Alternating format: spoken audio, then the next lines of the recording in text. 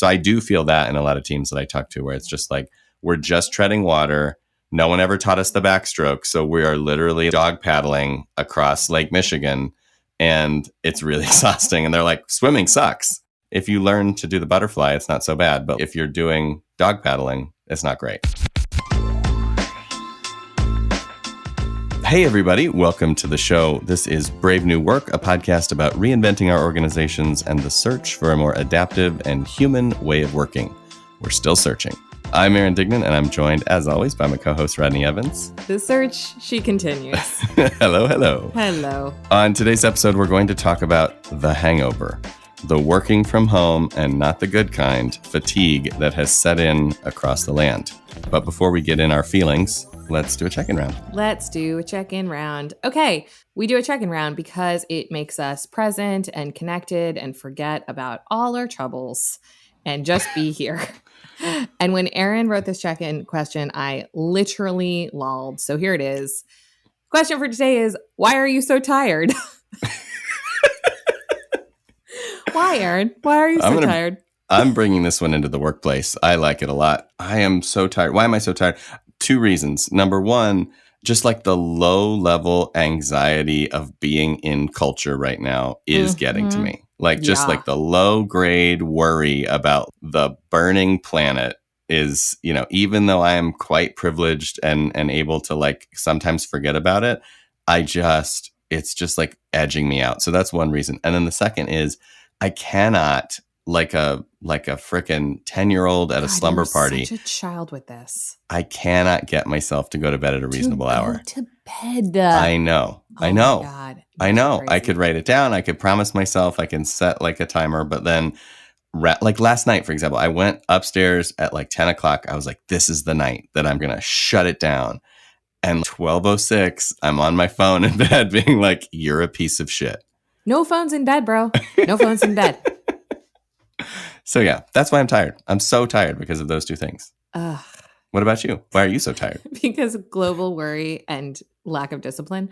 Fun fact, everyone, Aaron has a tattoo that says discipline. Maybe he should just look at his tattoo at 10 p.m. when he's not. It's too dark to see it. Use the light of your phone. I am so tired because the cycle of worry and boredom is doing me in. I am alternately like stimulated by all of the crises unfolding around us every minute of the day. And then immediately like, right, but like it's 6 p.m. and I don't have anything actually to do until tomorrow. Yeah. And there have been times in my life where I found boredom to be quite refreshing because I'm generally overstimulated and too much travel and all the things. But it's getting to the point right now where the boredom feels a bit isolating. And so I think that cycle of like adrenaline and then lull is just exhausting. Yeah, doom scrolling and then staring at the wall is not like a great combination. It's not. I could pretty much take a nap like anytime. Like I could put my head down right now next to this microphone and be like, night, night. Goodbye. Yeah. So yeah, we're fucking tired. All right. Okay, so today's topic is, aptly dubbed the hangover. And I guess I just want to start by asking you, why this topic? Why now? What are you seeing? What are you feeling? What's going on? So I brought this topic up today because I think that in our lives, many of us are noticing that we are feeling tired and maybe burnt out and maybe exhausted and maybe just like, ugh. But at work, what I'm noticing on teams is I don't see a level of collective recognition that that's happening. And I see a lot of good people who are just trying to muscle through it and kind of like go through the motions. And just because they're teams that I know, I noticed the difference between 6 months ago, what their vibe was and what their vibe is today. And so I just thought it was worth unpacking. Spoiler alert, I don't really have answers yet for this, but I think we're in this trough for the foreseeable future. And I'm seeing this everywhere. And so I'm like, maybe we should think about it. Yeah, that's so good. And it's funny, I think one of my big hangups forever with leadership and with like team camaraderie and, togetherness has always been like, when do you kind of fake it till you make it and like kind of Yeah. keep on a happy face and keep on keeping on and don't bring your shit into the classroom? And then when do you like go vulnerable and go real and be authentic? Yeah. And I think early in my career, I was like, never show weakness kind of guy. Sure. And now I'm like, that doesn't get me as much mileage as it used to. There is real value in just being real with folks and being together in what's actually happening. But by the same token, you don't just want to be like moping all the time with everybody. So I don't know. I still find that my barometer on like where to show up is a little bit flopping around, Yeah. And it's like early on, I think it was more evident because it felt like, okay, there's a lot to figure out here. And there are a lot of people who are in some sort of immediate crisis in terms of illness or childcare or family members or logistics or whatever. So it was like we had a long runway there of actual problems to solve. So we sort of knew how to show up to those with vulnerability and be like, what do you need? How can we be for ourselves too? Okay, what do I need to like get through this? But now it's like, for many of us, not everyone, especially with the school year starting, but for many of us, we're kind of like in this routine that is just a shit sandwich. And so it's like, what is the work to be done in that? Because it's like, how are you? I'm fucking tired. How are you? Also fucking tired. Should we do this meeting? And what do you think? I mean, just sort of diagnostically, if you look at all the different variables that have changed in our work lives and our home lives, what do you think is most contributing to the fatigue? Is there a world, for example, where we all work from home, but we're not exhausted, minus the pandemic? What's really going on? I'm curious what you see like as the driving kind of irritants here. Yeah. So a couple of things come to mind, and maybe you can add to this riff list. One is the thing everybody is writing about and talking about is lack of boundaries. So certainly I think companies that have been doing remote work for longer and are more accustomed to it, people are just better able to and more skilled at setting boundaries. I also think that setting boundaries was a lot easier when we had shit to do and places to go. It was a lot easier for me to sign off because I was like, yo, I got drinks in 20 minutes. I got to change. Then now where it's like, well, I mean, I have to walk the dog. So, but then, when I come home and there are 15 Slack notifications, I'm like, what else do I have to do but look at these right now? I don't have plans till Thursday, So I think that's part of it. I certainly think a lot of ink is being spilled on the boundary thing. I think isolation, just generally, I think whether you're alone or you're with family or whatever, there's just a level of isolation that is new for us as human beings. And the way that I see that manifesting at work is in two ways that are really obvious. One is I think we just have less data like with each other because we have so many fewer informal interactions during the day. Yeah. And so I think I see a lot of people sort of overemphasizing like small slights or specific interactions or sort of because they don't have more. If you and I talked all day, every day in the office, it's very different than if I only see you once a week and you say one thing that kind of rubs me the wrong way. And for the rest of the week, I'm like, God, he's such an asshole. And then the other piece that I'm seeing a lot is in teams that didn't have a super solid foundation going into this, either because they were new or they were dysfunctional or they had a lot of mistrust to begin with. Everything that's going into the cracks in those foundations is bad now. It's just like, this person's lazy, this person's bad, this person's cynical, this person's unhelpful, this person's an underperformer, it's like in the absence of information, anything that's not goes rock to 11. solid is like much worse than it actually is in terms of the narrative. Yeah. That makes a ton of sense. And I guess, it's sort of like when you combine that fact that we had problems going in, and we can all agree, right? Like we wrote Brave New Work. We were talking about bureaucracy and problems at work well before we had a global pandemic. And the idea was that like there were tensions to be solved. Right. So now you're like pushing those into a place where they're kind of in the crucible. Of course, that's going to be, blowing things out of proportion. And then I think the last like fourth layer of the cake that I would add is we're not doing this right.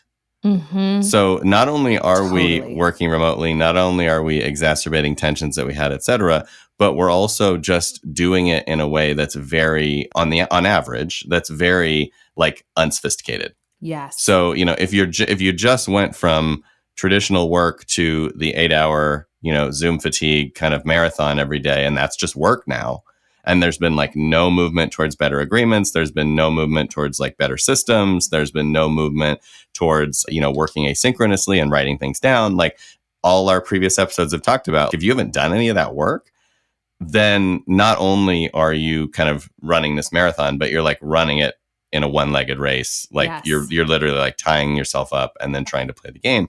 And so I think that is also kind of burning us out. And what's really frustrating to me about that, and I think frustrating to a lot of other companies that work remote first, is that I think the remoteness is maybe getting the bad rap for just actually doing it badly. That makes me so mad because that's not actually the problem. That's not what's happening, Right. And so I think it's a recipe problem. And of course, because of all these other constraints and all these other pressures, the space, the like emotional and literal temporal space to fix that stuff is often not there. Yeah. So it's that whole thing where my to-do list gets too long and people are like, hey, you should give some of that away or try to stop doing some of that stuff. Well, I don't have any time for that. I'm just trying to chip away at this massive oak tree.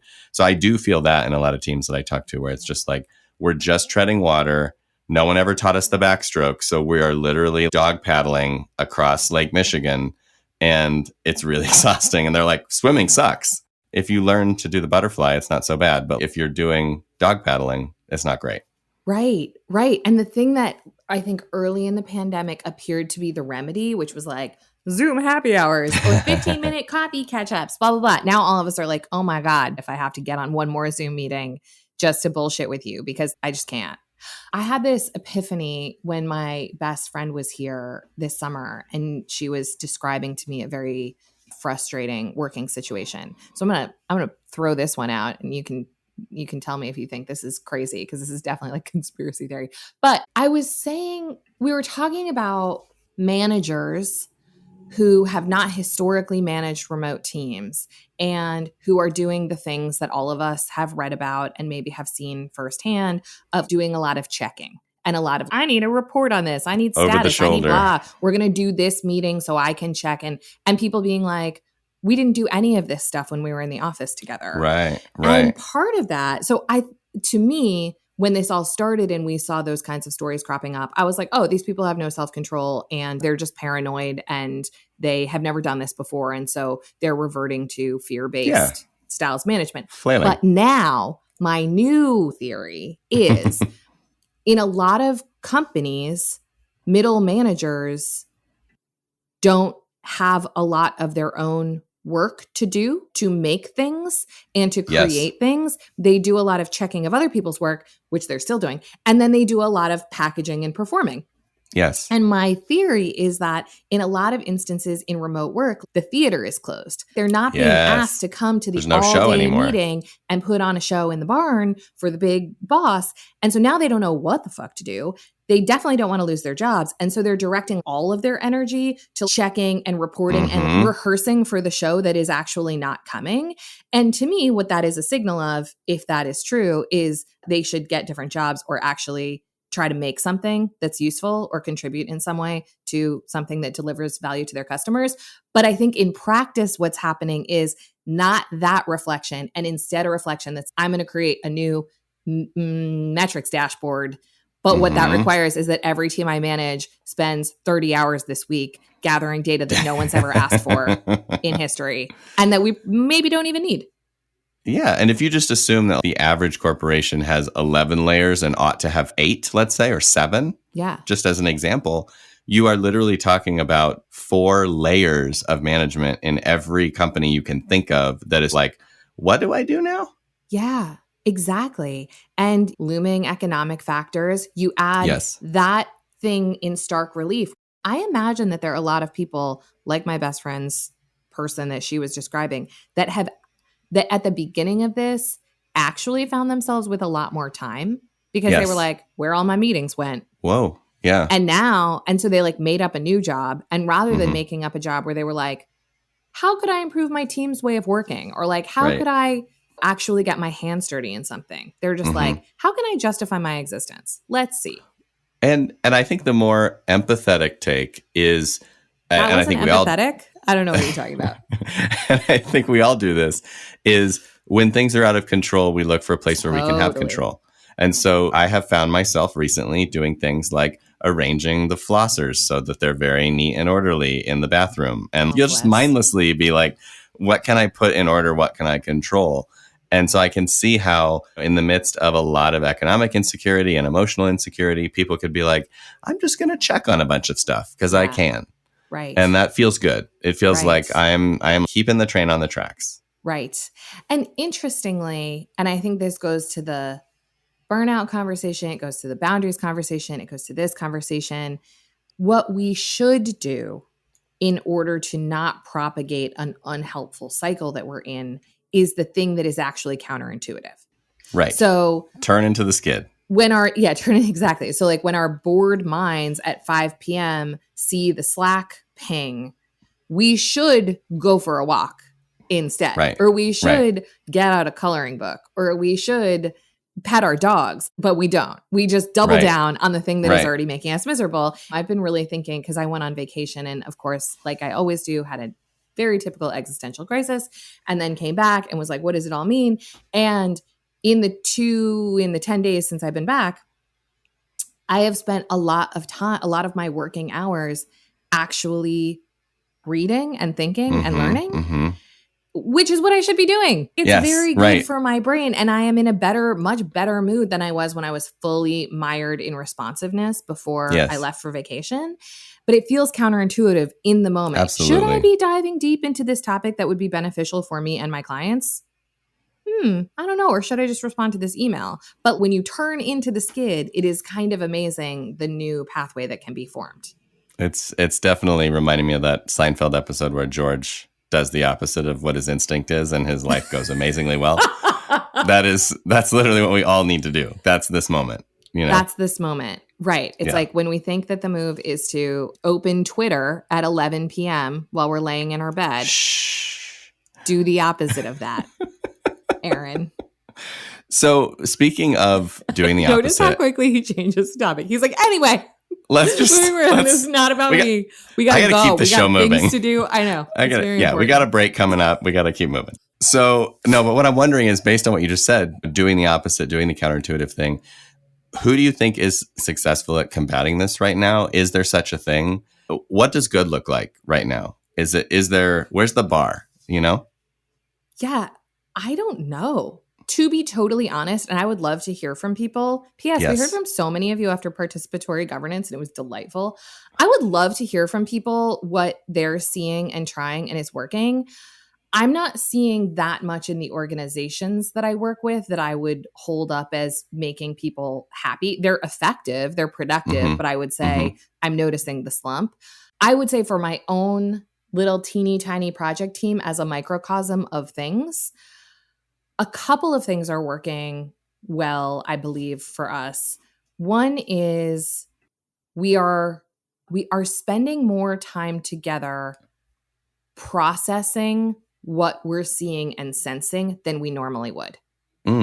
I think we're doing less just like assumption that we were all in the room and so we all got it. And we're doing more like, what's going on here?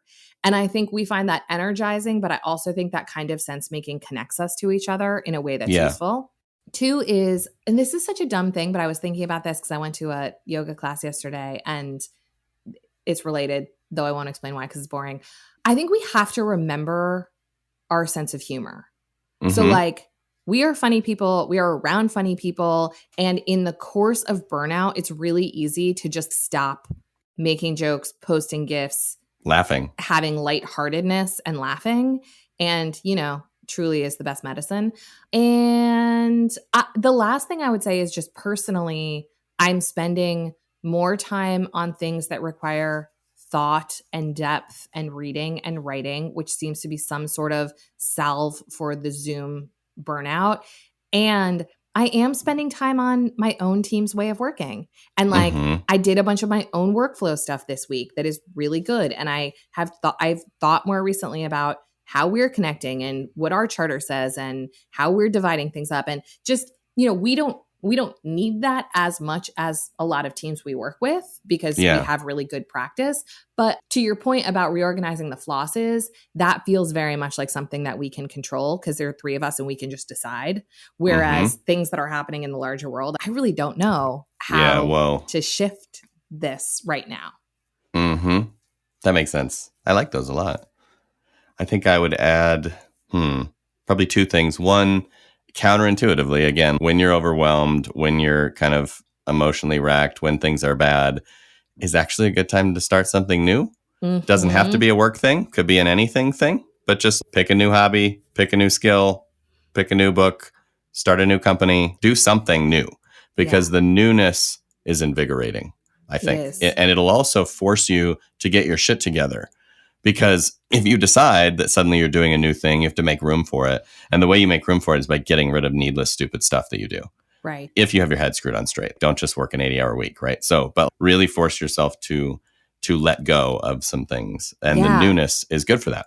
And the other one that I think is super counterintuitive and possibly detrimental to performance, but is very helpful for like emotional resiliency and sustainability is, and I've been doing this, is showing up to conversations or meetings or moments that are supposed to be about something, that have a format, that have a direction, that have a focus, and just tuning in to like, does this person want to talk about something else? Does this group want to do something else? And just letting it happen and not feeling guilty about it and just letting things roll. And I know that you and I personally have had at least 2 or 3 meetings in the last month or 2 where we jump on and we blow the whole hour on bullshit.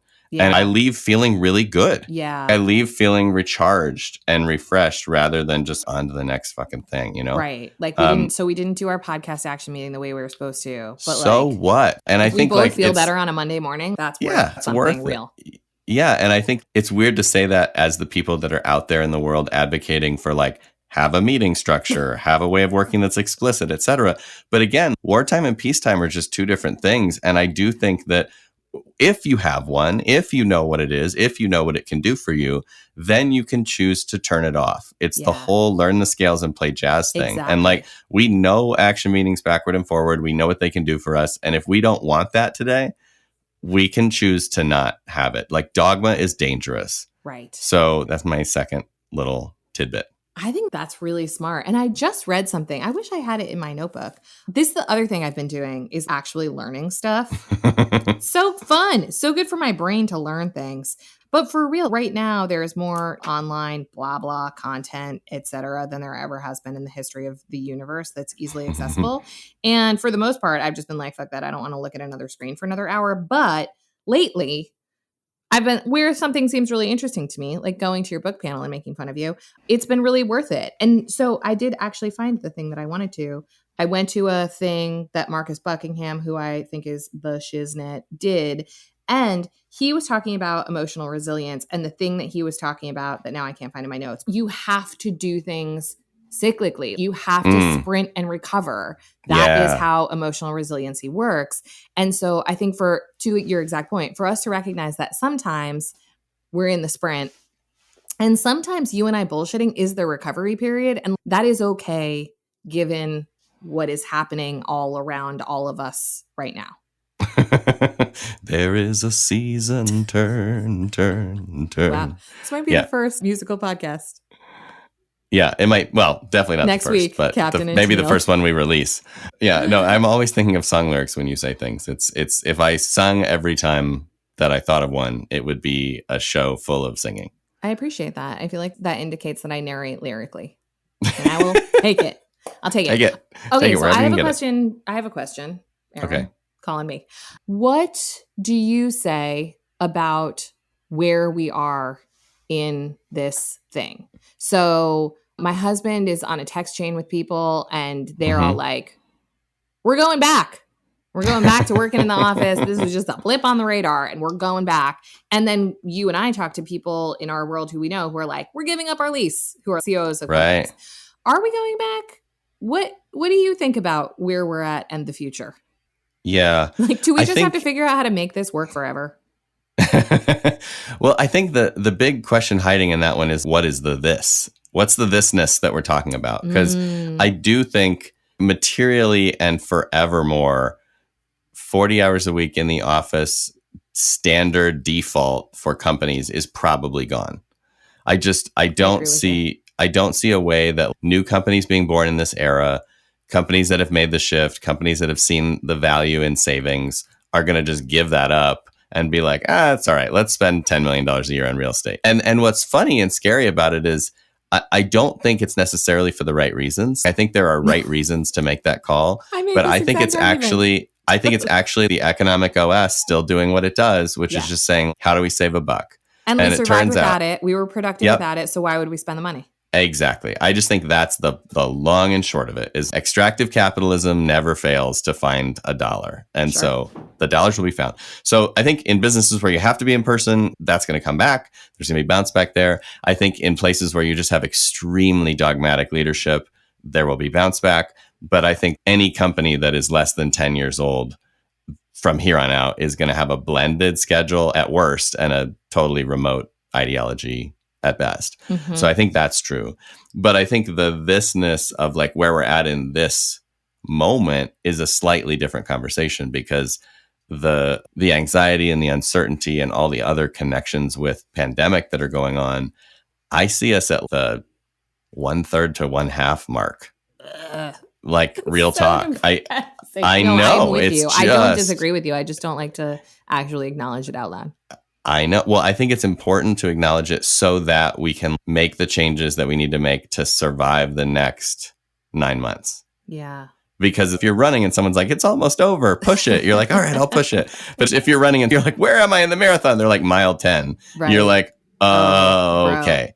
Yeah. And I think that's where we're at is we all have to come to terms with the fact that the average pandemic lasts 18 months to 2 years.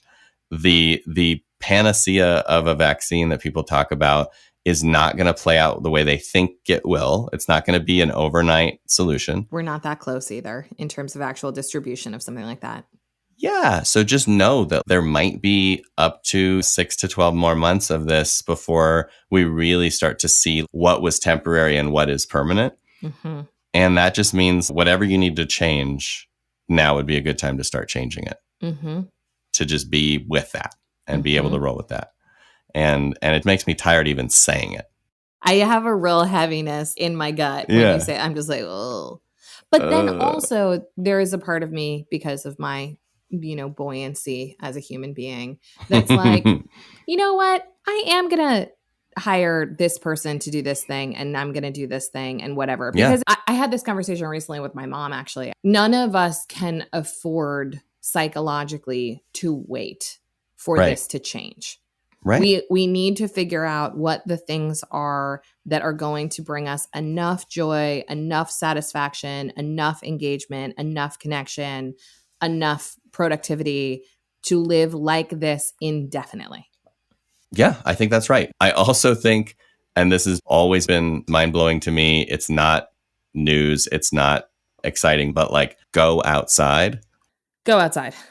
And as someone that literally lives at a park, but works in technology all day with, Zoom and every other freaking thing, it is baffling to me how little I go outside some days. And then I'll do it and I'll be like, oh yeah, dummy. Like as soon as you go out and touch a tree, you're like, oh, thank God. Maybe things will be okay, Yeah. So I do think part of it is maybe just changing the location of the work. And I have this, I've talked about this before on the show, but I have this thing about the walk and talk. But I think it's actually bigger than that. Are you listening? I think it's bigger than that. I actually think that the way this transforms is that we figure out ways to be outside and at work. And I don't know if anybody's ever seen you're like speaking directly to my heart right now. Yes, exactly. And I don't know if anybody's ever seen like the laptop over the neck hang stand that Steve Wozniak uses or some of the other stuff. But I'm just thinking, this is the moment for Google Glasses, right? This is the moment where it says, how can I take my work to the park, to the hiking trail and actually be working and actually be productive? Not to say that I don't also want to have outdoor time that is free and separate of that, because I do. But I just think if I took 8 hours inside and turned it into 4 hours inside and 4 hours outside and then went for a hike, I would be so much more sustainable. And for all of our dear friends down in like Houston and places that are just hot as hell, I feel you. I understand that's not always an option. but being outside when and how you can is a game changer. I think that is a great place to draw this to a close. If you love us as much as we love you, please leave us a review or forward our show to somebody or send us an email. Tell us how you're coping and what your team is doing that is crushing it, and we will share that information in a future episode. That would be awesome. As always, quick tip of the hat to Taylor Marvin for making us sound good. Brave New Work is produced by The Ready, where we get to help organizations around the world change the way they work and go remote and try to do it in a sustainable way. And you can get in touch with us by emailing podcast@theready.com. Lots of you have been doing that. We love it. Do it more. And as for you, thanks for listening. Now go change something.